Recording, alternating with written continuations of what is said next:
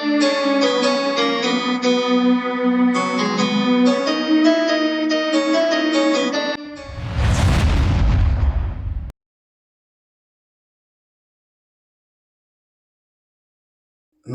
दोस्तों, हिस्ट्री की किताबों में हमें हमेशा तकरार दिखाई जाती है, हिंदू वर्सेस मुस्लिम, राजा वर्सेस सुल्तान।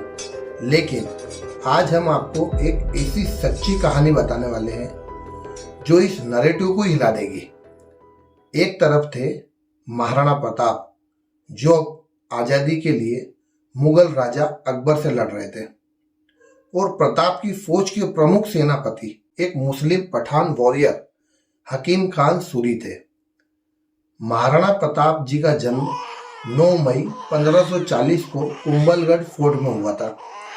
उनके पिता का नाम महाराणा उदय सिंह जी था, जिन्होंने उदयपुर शहर की स्थापना की थी, और उनकी माता का नाम महारानी जवंता बाई था। महाराणा प्रताप की शुरुआती पढ़ाई चित्तौड़गढ़ में हुई थी। उनकी जवानी भी काफी संघर्षों से भरी थी। जब अकबर ने 1568 में चित्तौड़गढ़ पर कब्जा किया था, तब महाराणा प्रताप ने कसम खाई थी कि जब तक मेवाड़ को आज़ादी नहीं मिलेगी तब तक वो बिस्तर पर कभी नहीं सोएंगे और वो थाली में भोजन कभी नहीं करेंगे। वहीं दूसरी तरफ हकीम खान सूरी उन सूर्य वंश से थे जिन्होंने अकबर के पिताजी हुमायूं को हराकर सूर्य साम्राज्य बनाया था। ये दो अलग धर्मों के लोग, एक हिंदू राजपूत राजा और एक मुस्लिम पठान सरदार, आखिर कैसे एक हो गए?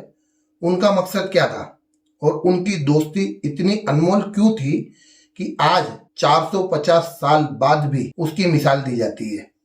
अकबर अपने वर्चस्व को बढ़ाना चाहता था।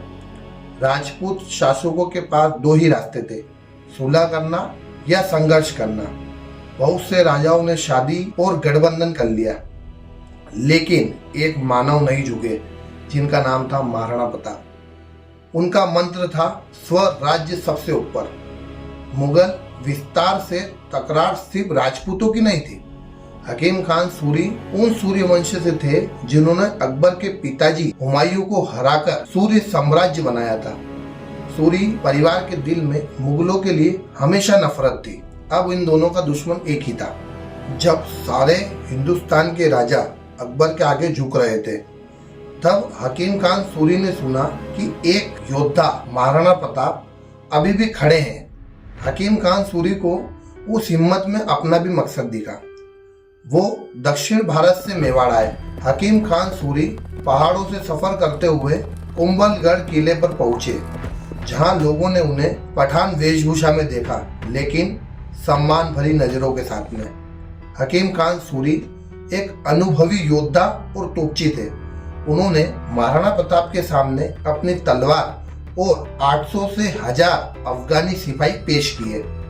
महाराणा प्रताप ने हकीम खान सूरी से कहा, हम जानते हैं कि आपके दिल में मुगलों के लिए दुश्मनी है, लेकिन मेवाड़ के लिए आपकी निष्ठा क्या है?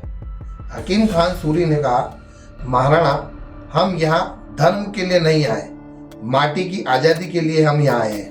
मेरा दुश्मन और आपका मकसद एक ही है। मेरी तलवार आज से मेवाड़ की आज़ादी को समर्पित करना चाहता हूँ। महाराणा प्रताप ने उन्हें सिर्फ जगह नहीं दी, उन्होंने हकीम खान सूरी को हरवाल का कमांडर भी बनाया। सेना का एक अलग भाग, सबसे खतरनाक और सबसे सम्मानित पद, और इसके साथ तोपखाने, खजाने के मुख्य अधिकारी की जिम्मेदारी भी हकीम खान सूरी को महाराणा प्रताप ने दी। ये पहला मौका था जब मेवाड़ के इतिहास में चुंदावत राजपूत को छोड़कर किसी दूसरे धर्म के व्यक्ति को हरवाल की कमांड मिली हो। ये महाराणा प्रताप के गणतंत्र और धर्मनिरपेक्ष सोच का सबूत था। हकीम खान सूरी ने अपनी अफगान योद्धा शैली और तोपखाने के ज्ञान से महाराणा प्रताप की सेना को बहुत मजबूत बना दिया। वो पहाड़ी जंगली इलाकों में लड़ने के लिए परिपूर्ण थे।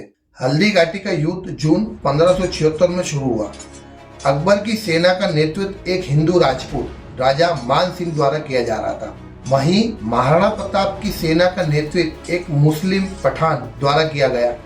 इस युद्ध ने साबित किया कि ये लड़ाई हिंदू वर्सेस मुस्लिम नहीं थी, ये लड़ाई थी मेवाड़ के राष्ट्रवाद और मुगल साम्राज्य के बीच में।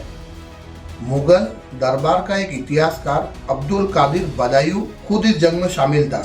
उसने उसकी किताबों में लिखा कि हकीम खान सूरी का अरावल में जो भयानक हमला था वो इतना तेज था कि मुगल सेना डर के मारे भागने लगी थी। तब उन्होंने बदायूं से पूछा कि हमारे दुश्मन कौन है, हिंदू है या मुस्लिम है। बदायूं ने जवाब दिया कि राजा तीर को ये नहीं पता कि वो किस धर्म का है, वो बस निशाना देखता है। हल्दी घाटी के ये दिल दहलाने वाली लड़ाई 4 घंटे तक चली थी।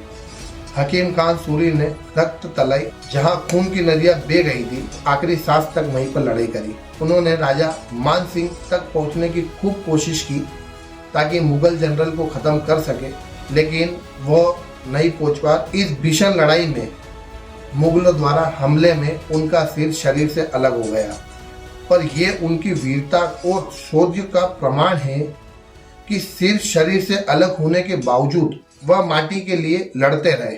अंतिम सांस उन्होंने रक्त तलाई में ली जब उनकी तलवार उनकी मुट्ठी में इतनी जोर से बंद थी कि शहादत के बाद भी कोई उसको निकाल नहीं पाया।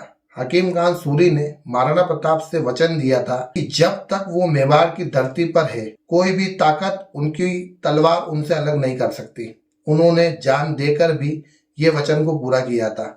हालांकि महाराणा प्रताप घायल होने के कारण युद्ध भूमि से चेतक पर निकल चुके थे, लेकिन जब उन्होंने सूरी के शहादत का पता चला तो वह बहुत दुखी हुए।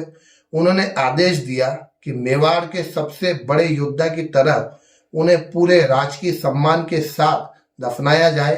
हकीम खान सूरी को उनकी तलवार के साथ पूरी मर्यादा से रक्त तलाई में दफनाया गया और उनके सिर को खमनोर में दफनाया गया।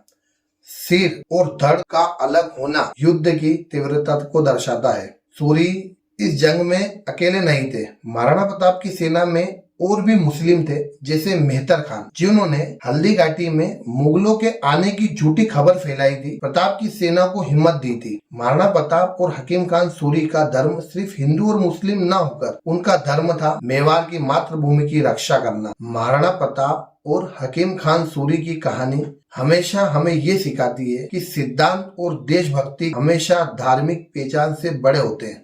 उनकी तलवार मेवाड़ की आजादी के लिए एक साथ चली थी। आइए आप और हम इस ऐतिहासिक एकता को याद रखें। आपको इस दोस्ती का कौन सा पहलू सबसे ज्यादा पसंद आया हो, कमेंट बॉक्स में एक प्यारा सा कमेंट जरूर करें।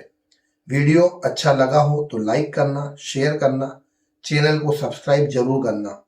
मिलते हैं एक नए वीडियो के साथ। जब तक के लिए जय हिंद, जय Bharat, respect Indian army, respect Indian police force.